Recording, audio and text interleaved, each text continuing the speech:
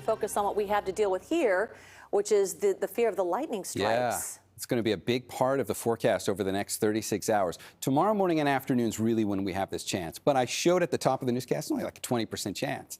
But a 20% chance of lightning when you're in a deep drought and the landscape is vulnerable towards any fire starts that might go is going to become a big concern. The big picture shows you there's a lot of lightning out there. So let's come in for a closer look and just get a perspective of the lightning we're concerned with. This stuff in the Sierra. But there will be more that develops from there as well over about the next 12 hours. So we're going to switch from first alert Doppler, put it into the futurecast, and take a slightly wider view on this because forecasting thunderstorms in the Bay Area is notoriously difficult. It's very rare to get them. But when we do get them, this is the scenario. It would be more likely in the summer like this when that monsoon starts to get pushed a little farther west. So if we just take the big picture view and come away with a generalized idea, tomorrow, 20% chance, anywhere in the Bay Area is just as likely. We're not going to get too tied into the details of timing, certainly not location, because that will change. This is the highest resolution forecast model there is, and we just looked at it broadly there to come away with the idea that tomorrow, through the morning and afternoon, 20% chance of an isolated thunderstorm. It is interesting when this happens, and just a little bit of background to what's going on with this. Big picture shows you what happens every summer, all summer. Thunderstorms in the desert Southwest. Usually it's over the four corners, but every once in a while, this monsoon, the desert Southwest monsoon, will get pushed far enough west, we might feel some of the influence. The Sierra gets it more often than we do. To go along with that, there is a decaying hurricane, tropical storm, soon to be a depression, Frank. Frank might look like it's playing a role in this. It's not. What is a bigger factor is that there's a little counterclockwise spin right off our coast. Got an area low pressure there. Notice what it's doing there? It's pulling the atmosphere up like this. It's tugging on the moisture over here over the desert Southwest, which has already been nudged west far enough.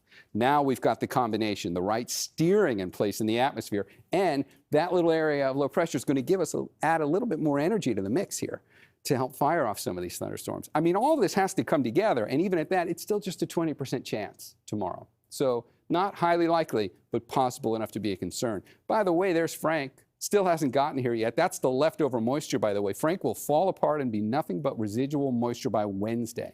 And most of that's going to be out here. We might get some of it. You might feel the humidity go up a bit. But just to clarify how this is happening, this is being driven in much more so by that more typical summer monsoon than anything else.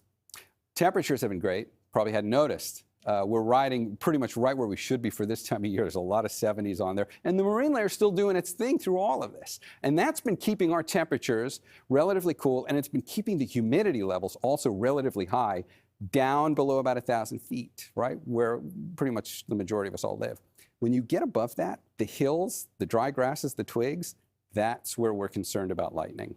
The hilltops, where you don't feel the influence of this steady, so far like 6-week-long influence of marine layer, dampness, coolness. Those hills have been above it all, haven't felt it at all.